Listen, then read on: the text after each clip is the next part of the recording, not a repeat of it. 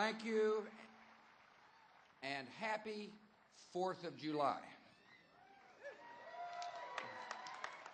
I am thrilled to be here at Monticello. I've never been here before.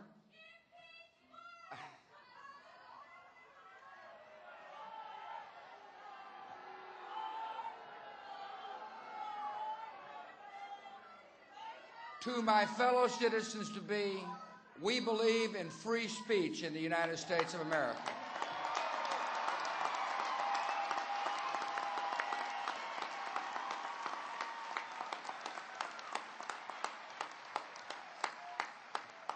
And this is a fitting place to celebrate our nation's independence. Thomas Jefferson once said he'd rather celebrate the 4th of July than his own birthday. For me, that's pretty simple. The 4th of July weekend is my birthday weekend.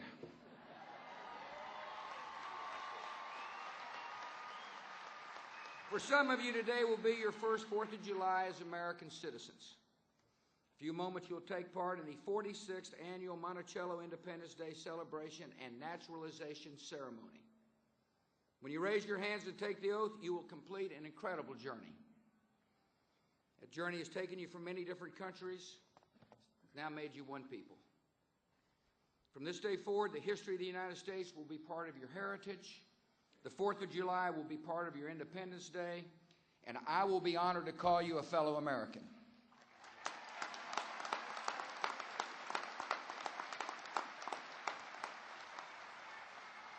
I appreciate Alice Handes, the chairman of the Thomas Jefferson Foundation, and Dan Jordan, president of the Thomas Jefferson Foundation.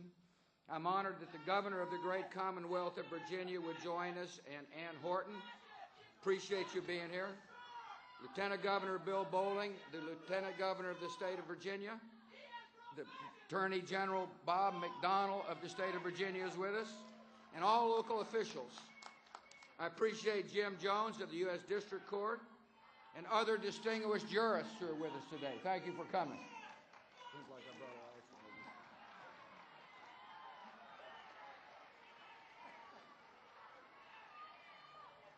Most of all, I'm glad you're here, and we welcome you and your families, and we're honored to be celebrating with you this joyous occasion.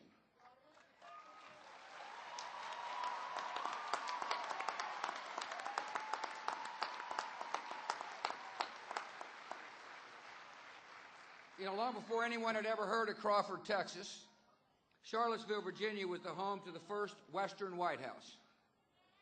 The majesty of this home is a monument to the genius of Thomas Jefferson.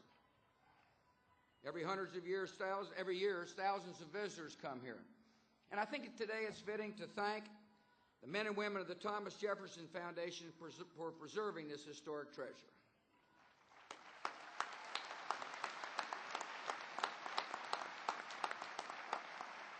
You just can't help but marvel at Thomas Jefferson's many accomplishments.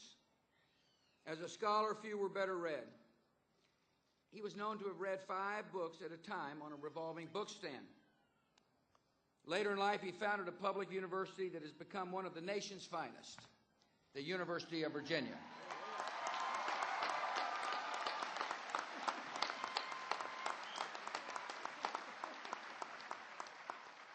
As a statesman, Thomas Jefferson held all 3 top posts in the executive branch. He served as the first Secretary of State, the second Vice President, and the third President. Not bad for a man who hated public speaking. It seems Jefferson got away with only delivering 2 public speeches during his presidency. I'm sure a lot of Americans wish that were the case today. In a life full of accomplishments, Thomas Jefferson was especially proud of the Declaration of Independence. Looking back 232 years later, it's easy to forget how revolutionary Jefferson's draft was. At the time, some dismissed it as empty rhetoric. They believed the British Empire would crush the 13 colonies in the field of battle. And they believed a nation dedicated to liberty could never survive the world ruled by kings. Today, we know history had other plans.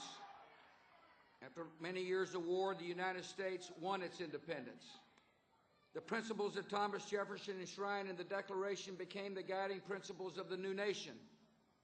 And in every generation, Americans have rededicated themselves to the belief that all men are created equal, with the God-given right to life, liberty, and the pursuit of happiness.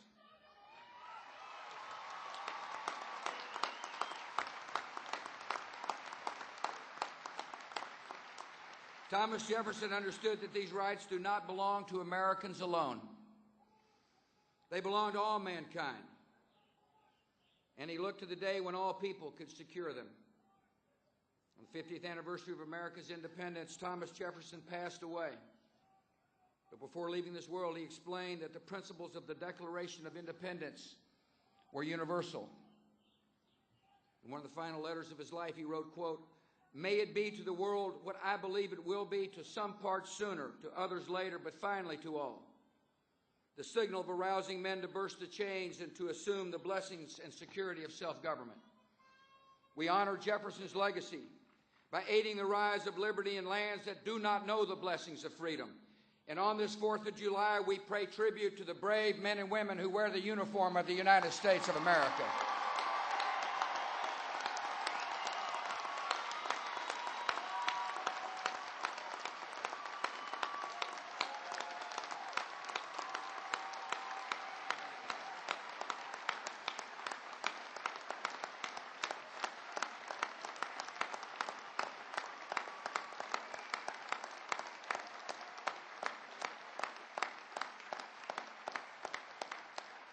We also honor Jefferson's legacy by welcoming newcomers to our land.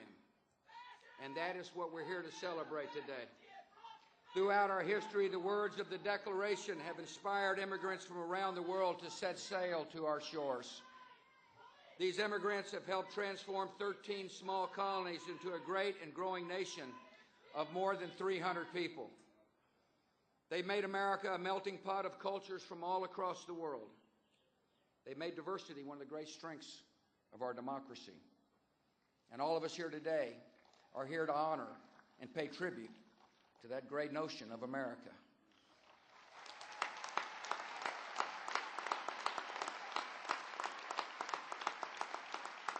Those of you taking the oath of citizenship at this ceremony hail from 30 different nations. You represent many different ethnicities and races and religions. But you all have one thing in common, and that is a shared love of freedom. This love of liberty is what binds our nation together, and this is the love that makes us all Americans. One man with special appreciation for liberty is Maya So from Burma. As a member of the Shan ethnic group, Maya faced discrimination and oppression at the hands of Burma's military junta. When he tried to teach local villagers how to read and write the Shan language, the regime interrogated him and harassed him. In 2000, he left a life of fear for a life of freedom. He now works as a painter in the Charlottesville community.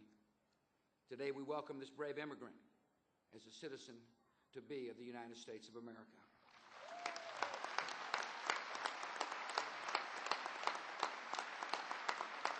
I'm sure there are other stories like Maya's among you, but we must remember that the desire for freedom burns inside every man and woman and child. More than 2 centuries ago, this desire of freedom has inspired the subjects of a mighty empire to declare themselves free and independent citizens of a new nation. Today, that same desire for freedom has inspired 72 immigrants from around the world to become citizens of the greatest nation on earth, the United States of America.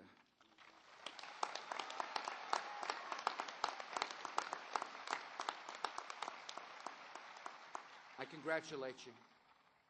I welcome you. I wish you all a happy 4th of July. Thanks for inviting me. May God bless you, and may God continue to bless the United States of America.